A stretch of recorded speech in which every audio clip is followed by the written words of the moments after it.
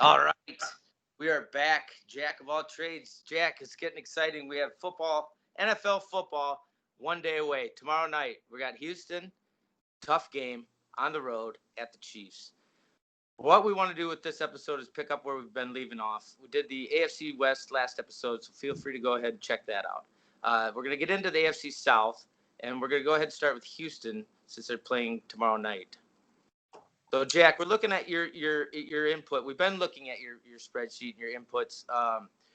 Then we take the model that you put together and compare it to what Vegas has, and then look for some discrepancies and maybe why there's discrepancies. But for Houston, we're gonna rerun them and come up with some data for us, right? Yeah, I mean, so we're looking at Houston, big underdogs tomorrow night. So that's, your expectations as a Texans fans got to be a little bit guarded. We talked about them a little bit in the other episode, so I don't want to get too far down that same road, but of why, and of course they lost Hopkins. So their over under is 7.5.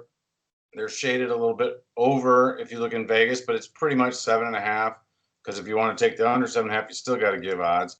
And we look at this Sagarin model we talked about, which is it's a little bit regress and slight adjustments for some major offseason moves, but a lot of it's based on where they left off last year and then kind of regress that back. So we run the model, and what I'm looking for is anything that's far from, the model's far from Vegas, and then kind of why. But so if this is 7.37 on Sagarin, well, that's certainly not far. It does imply that the under is a decent bet when there aren't very many decent bets. And then, like I talked about in the last few episodes, like I also run kind of my own model numbers that are similar, and I have my own inputs on how the teams regress from last year and then major player adjustments. And if we run it off of that, which is, it comes out a little different than Sagarin does. It bumps up the Texans right about where the line is. And usually mine seem to be a little bit more close to Vegas than Sagarin. I don't think he did a lot of adjustments going in. I think a lot of his model will get better as the season goes on, as far as how it applies to a point spread. Mine, I'm taking into some other things. I'm taking, and apparently I'm looking at the same thing that the Vegas people are, because my model tends to lose on both sides, meaning that Vegas gets their edge. They're losing. So 7.65 is what mine spits out. And like I said, it's 7.5 with the lean towards the over. Well, if you lean 7.5 up a little bit, what is that? 7.6, 7.7, 7.65. Perfect. So I think, Deshaun Watson signed a big contract, and Texans fans are probably more optimistic than 7.5, but I don't know. Bill O'Brien's made a lot of questionable decisions, trades, and it's obviously that 7.5. I mean, God forbid Deshaun Watson misses some games, because he's kind of dragging the whole team, quite frankly. So I think that's fair. I think Houston's not a team I would kind of pick in the South. Right. You have the Superman's going to have to carry the show. Deshaun Watson's going to have an MVP year for them, to really hit it up here. But we just wanted to touch back on them briefly, and then we can scoot over to who else do you have teed up here, Jack? Do you have? I got the Colts. Okay, Colt. I think the Colts are everybody's darling nationally. In the spreads in Vegas with Houston, Indianapolis, and help me out here. Who they're playing this week? Odds to win the division. Oh yeah, odds. Yeah, the Colts are over 9 wins minus 160. That's pretty steep. I'm trying to see if there's a, odds to win division. There's a playoff special. I mean, the Colts are, minus 200 to make the playoffs, and that's kind of where I was getting at for everybody's what everybody's thinking about. Sorry. Yeah, there's no. It really seems to be like the Colts are like a. I don't know where this all came from. I suppose Philip Rivers coming, and I don't know, but they a lot. I mean, yeah. I think I personally felt that people had them rated a little too high at the end of last year. People were so positive on them, and then they traded for DeForest Buckner. They got Philip Rivers, so that they had a ton of salary cap, and they spent a lot of it. And so, I mean, I can see why positivity, but I always would guard against,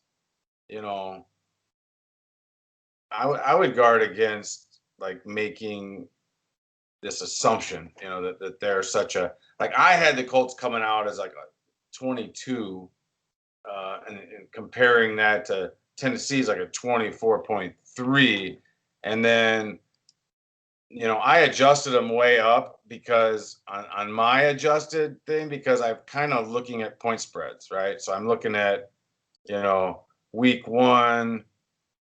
They're 8-point favorites on the road against the Jags. So what the heck is that? So I had to. I wanted to kind of get in line with Vegas, but I would say when you're making an adjustment that's that big, and it's a defensive tackle and Philip Rivers at his age, I wouldn't dive in fully. And here's what I'll show you is like when you adjust it up and you run it. When I run this model, the Colts are going to kick out. Like I said, they're minus 160 on an over 9. And so they kick out at like a 9.38, and that's like a fair value. Like, and that's a really strong team, 9.38. But if I don't adjust, if I just use the numbers I had for them, which was about 22, I don't change anything else, but I keep the Colts exactly where I was, and I don't take into account their off-season changes, and I just regress them based off last year. Waiting 7.78. That's a giant disparity, and I absolutely think they improved. I just wonder if Rivers is really worth that much, So let's say you split the difference with them and you say like 23.2, which is kind of where if I was going to like bet my life on it, I had to. Gun to my head. How about that? That's a good saying. Gun to my head, I'd rather split the difference than give them that full adjustment that Vegas seems to be giving them. And I can guarantee you this will make the over much more unattractive and the under much more attractive, and that puts them at 8.5. And so I think that's more of a logical place to land on. Just it's not that they can't be 11. Everything can go right. It's none of this is like exclusionary. I'm just trying to find maybe the most middle ground of if things go right, if things go wrong. If everything goes wrong, every team in the league is going to be a 6-win team. Remember, I'm a Vikings fan, so I'm going to refer to the Vikings. But 2009, everything was great. Vikings, Favre, the whole shooting match. 12-4, almost went to the Super Bowl. All that good stuff. Great season. The next year, everything went wrong. The Favre's ankle wasn't healthy. The dome crashed in. It was just and they went to like 6-10. It was just like. And it was like 20, I think it was like 21 of 22 returning starters on that team. Like the whole team came back, but the health wasn't there. Sidney Rice, he's got a groin now instead of playing the whole year. Just so, everything goes wrong for any one of these teams, it's going to be a bad year, Kansas City included.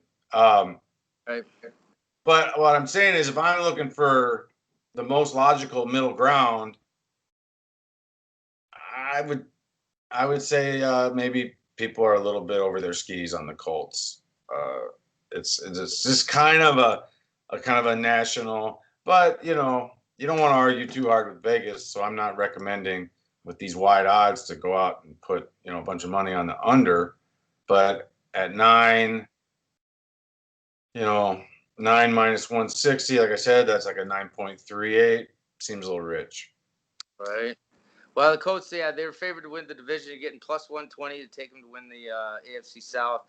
If you go over to Tennessee, they performed well late in the year and went deep into the playoffs. Had a good run. They're second at plus 170 in the AFC South, according to all these different ones I'm looking at over here on different casinos. But what do you have on your analysis for these Tennessee Titans this year? Tennessee Titans, I don't know. I'm a big fan. Now, one thing you got to take into account as well is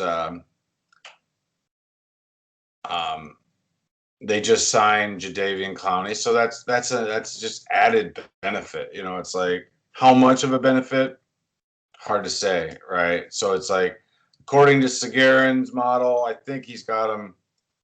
I think it'll spit out like a 9-ish, and then we'll run adjustments. So he's got Tennessee as an 8.93. You said they're second favorite to the Colts, who Vegas kind of had as a 9.38. So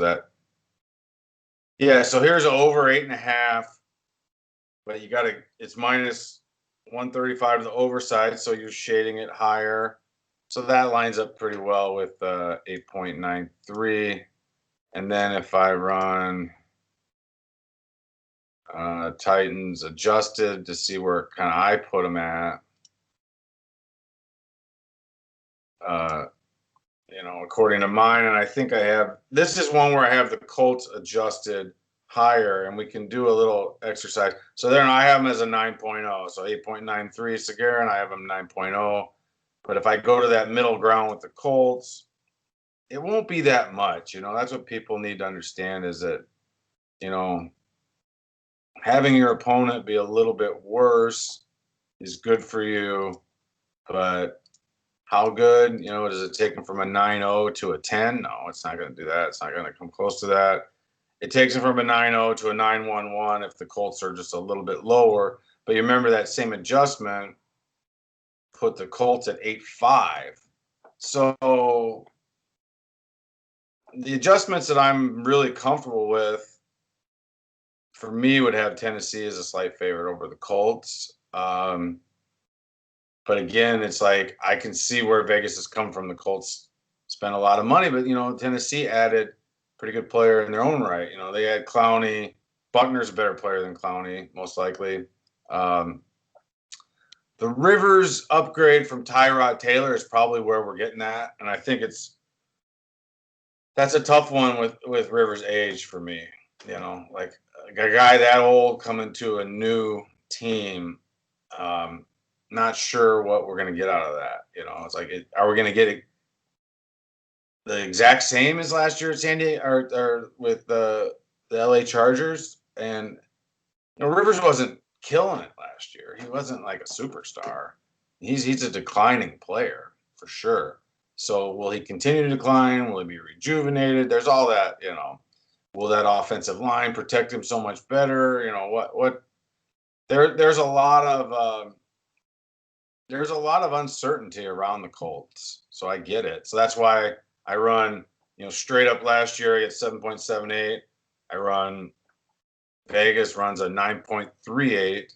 And then you split the difference. That's a wide range of what I would call like extra uncertainty, right? Like some teams that aren't changing. When you're changing quarterback, that's the most important position in football. So, that's a pretty big thing. I'd say the same with, the Bucks and some of these other teams that are shuffling up quarterbacks. It's hard to know what to expect, but, Vegas has them as a favorite. Yeah, it's hard with the quarterback.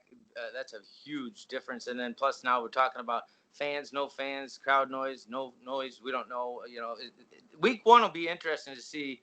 I think a kind of a preview of how the rest of the season may or may not go as far as the fans and whatnot. I mean, obviously later in the year they might be welcoming the fans back with open arms, but for now, it is what it is.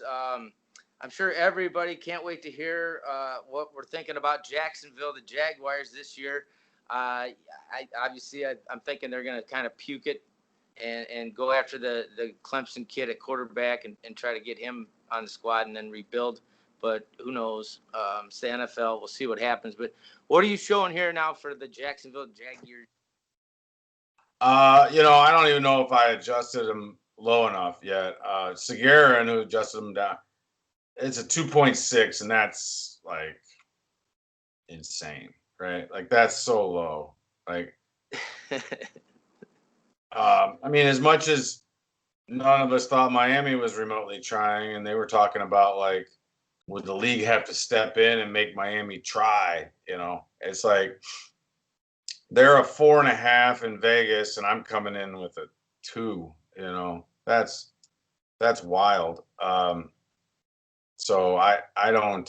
What do I have? 2.62, and I was running these values before. I mean, we all kind of knew they were going to get rid of Ngakoue, but I hadn't. They got rid of everybody off that team. But one thing I will say is like every year there's tons of really good players coming out of college, and they can hardly fit on these rosters because there's a new wave every year, and NFL careers, are longer. So there's a lot of what I'll say is there's a lot of really good football players that don't even make the rosters of any team, of all 32 teams. So now you've got guys that are going to step in and fill in for Jalen Ramsey and Ngakoue, what's his name? The other corner, Leonard Fournette, and I will say Gardner Minshew, showed out pretty well last year as a rookie quarterback. I think he's better than people think. He was a later round rookie. I mean, and he basically took that job from Nick Foles with very little help around. And they've got DJ Chark, and they've got some players, and they've got a coach who wants to. All these players, all these guys coming out of college, free agents, they're picking up to replace these players. These are all real football players, and they all desperately want to put good film out there.